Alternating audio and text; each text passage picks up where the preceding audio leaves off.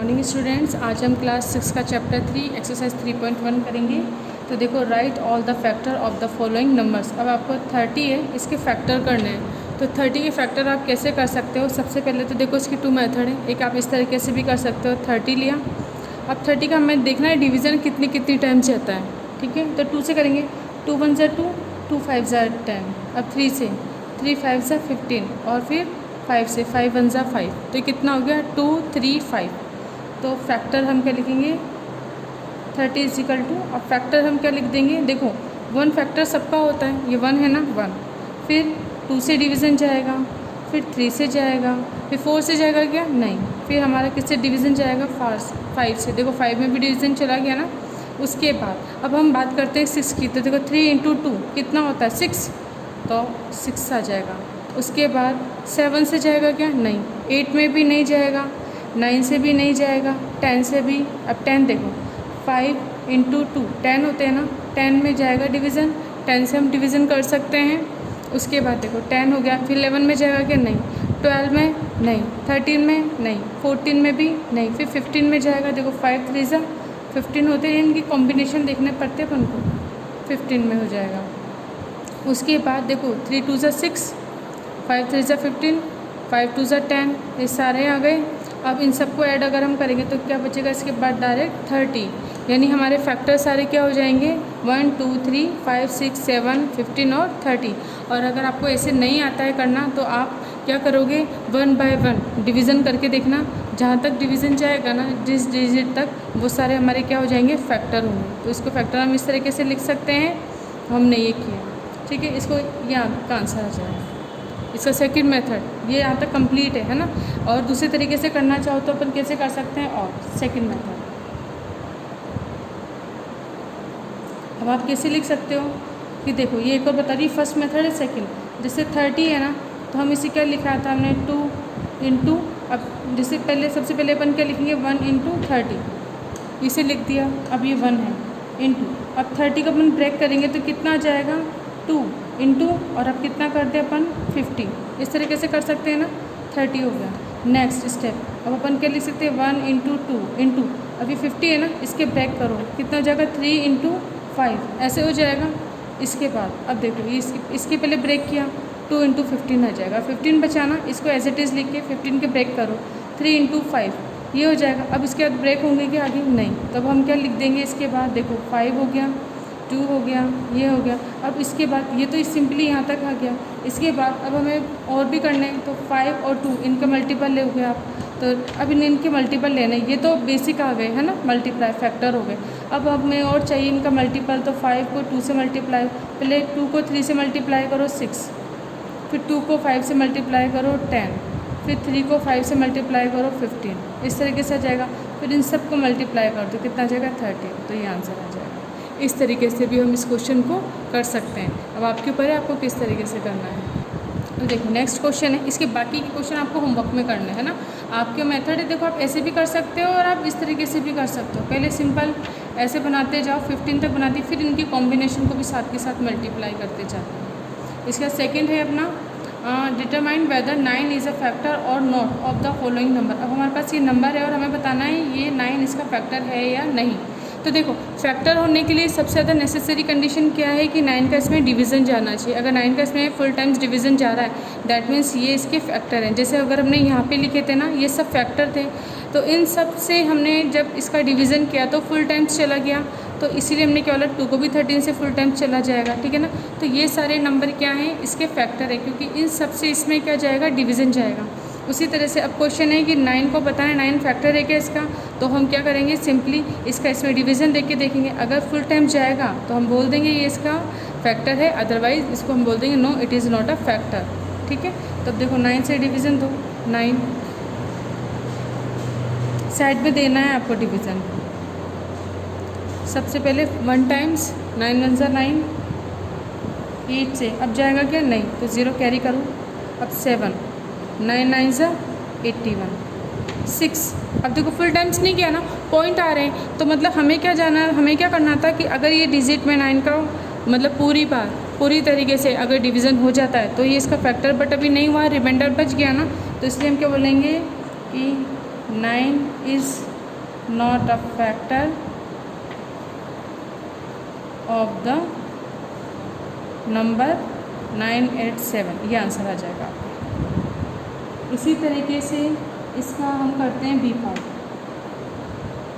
198। अब ये है हमारे पास। अब इसमें देखें, तब हम इसमें डिवीज़न करके देखते हैं। 9 का 198 में डिवीज़न करेंगे तो 9 2 ज़ा 18 1 8, 9 2 ज़ा 18। अब देखो कैरी, यहाँ पे रिमाइंडर क्या है, 0 है, तो मतलब दैट मीन्स 9 का डिवीज़न में फुल टाइम्स चला गया, तो हम क्या बोलेंगे, yes 9 is a factor of the 198 number, ये आंसर आ जाएगा। इसको आपको रफ में कर देना है, या फिर आप फेयर पे भी यहाँ पे साइड में कर सकते हो ना, उनको इस तरीके से करके आपको शो करके दिखाना है। और इसके बाकी के सी पार्ट ये आपको होमवर्क में करना है। सी किस में करना है आपको, होमवर्क में। सी पार्ट को आपको होमवर्क में करना है। देखिए next question, question number 3, right the first 5 multiply of each of the following. अब इस 4 के हमें क्या लिखना है, फर्स्ट 5 मल्टीप्लाई लिखना है। तो देखो फर्स्ट 5 मल्टीप्लाई क्या होंगे, 4 के। 4 को 1 से मल्टीप्लाई करोगे 4 को 2 से मल्टीप्लाई करो कितना आ जाएगा 8, 4 को 3 से मल्टीप्लाई करो कितना आ जाएगा 12, 4 को 4 से मल्टीप्लाई करोगे 16, और 4 को जब आप 5 से मल्टीप्लाई करो कितना आएगा 20। तो देखो फर्स्ट 5 मल्टीप्लाई 1 2 3 4 5 ना, फर्स्ट 5 मल्टीप्लाई हमारे कितने हो जाएंगे ये, तो हमारा आंसर कितना आ जाएगा 4 के लिए 4 8 12 16 और 20, कितना 1 2 3 4 5, ये आंसर आ जाएगा। तो सिर्फ आपको टेबल लिखनी है और 5 तक लिखनी है, तो ये आपका कंप्लीट हो जाएगा। इसके बाकी के पार्ट आप करोगे है ना, बी सी डी ई, इसे आपके होमवर्क के लिए हैं। अब करें question number 5, express each of the following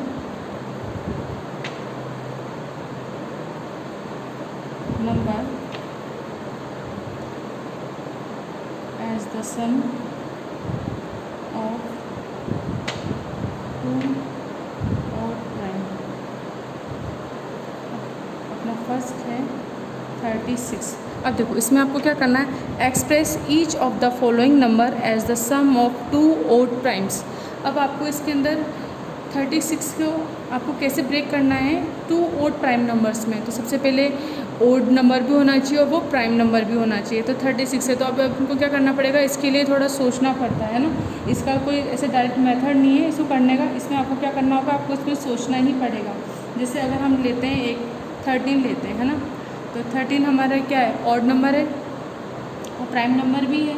अगर इसमें मैं प्लस 23 करें हम, तो 23 भी क्या है, ऑड नंबर है और प्राइम नंबर भी है, और इन दोनों को ऐड करेंगे तो देखो कितना आ जाएगा हमारा 36। तो हमारे इसमें क्या पूछा है आपको, express each of the following number as the sum of 2 odd prime number. तो हमारे कितना आ जाएंगे, 2 odd प्राइम्स कितने हो जाएंगे आपके, एक 13 और एक 23, ये आंसर है। देखो ये भी एक आंसर है, और भी बहुत सारे हो सकते हैं है ना। जैसे एक और करते हैं, और सेकंड भी अपन कर सकते हैं, ये आंसर है ना, आपको ये याद है आप ये कर दो, हाँ। और दूसरे सोचो, और भी अपन कर सकते हैं कि हमें कितना करना है, 36 लेके आना है ना। तो 36 और कैसे आ सकता है कि एक हम प्राइम नंबर लें 7 प्लस अगर हम इसमें 29 को ऐड कर दें तो ये भी कितना हो जाएगा अपना 36 हो जाएगा। तो 2 odd प्राइम्स कितने हो जाएंगे अपना, एक 7 और एक 29 आंसर। तो देखो आपको दोनों नहीं करना है एग्ज़ाम में, आपको सिर्फ एक ही करना है, या तो ये या तो ये, या कोई और से बनता है तो आप उसको करना है। बस आपको दिमाग से सोचना है और उसके बाद आपको ये फाइंड करना है कि 36 कैसे आएगा। बस ये डिजिट अपनी ऑड भी हैं और हमारे ये प्राइम नंबर भी हैं, तो इसको इस तरीके से करना है आपको। 5 के बाकी के आपको करने हैं।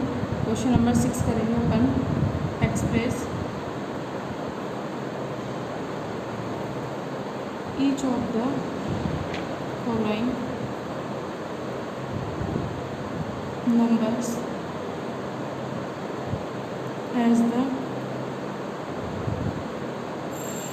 सम ऑफ 3 odd numbers।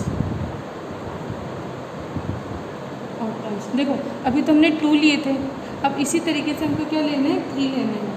तो उसका एक आया 51, अब हमें इसे ऐसे सोचना है कि जब हम उनको ऐड करेंगे तो हमारा कितना आना चाहिए, 51 आंसर आना चाहिए। देखो नेक्स्ट क्वेश्चन है अपना x प्लस ई, ये हो गया 3 नंबर लिखने हैं 53। अब देखो 51 है ना, तो 51 को अपन कैसे लिख सकते हैं ऐड करके। अगर हमने लिया 43 प्लस 3 प्लस 5 ऐसे करेंगे अगर अपन, तो कितना आंसर आएगा। देखो 3 3 6 6 और 5 1 11 1 और एक ये 51 आ गए। तो देखो 43 भी हमारा प्राइम नंबर है, 3 भी प्राइम नंबर है, 5 भी प्राइम नंबर है, तो ये आ जाएगा। तो हम क्या लिखेंगे 3 और प्राइम्स इज इक्वल टू कितना आ जाएगा अपना 3 5 43।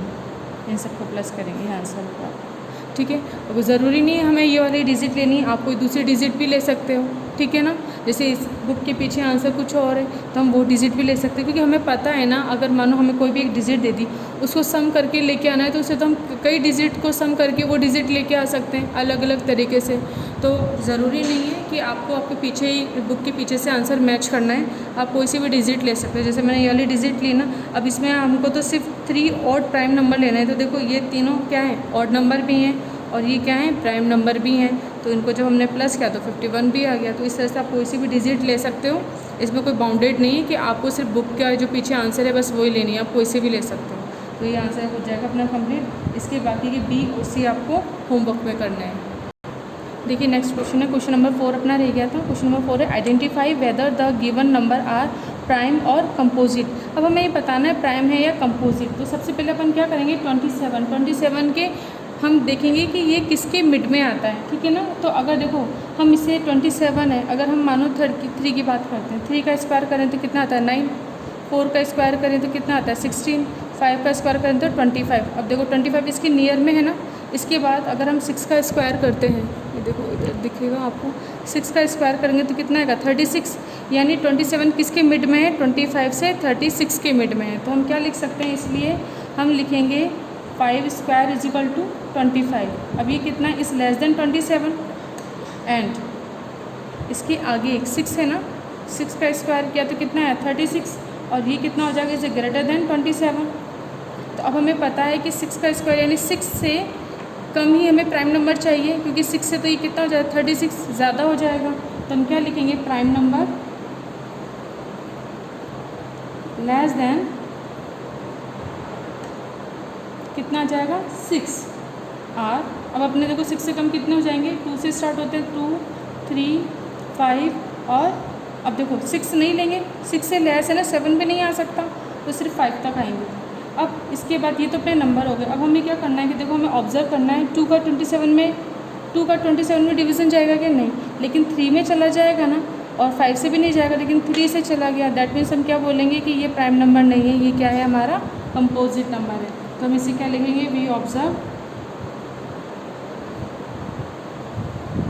That 2 does not divide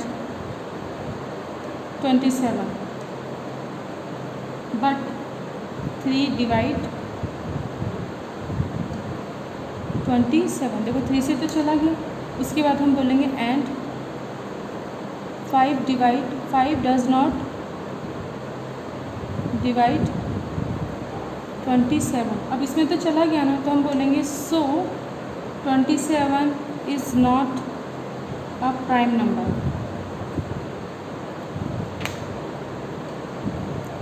It is a composite number।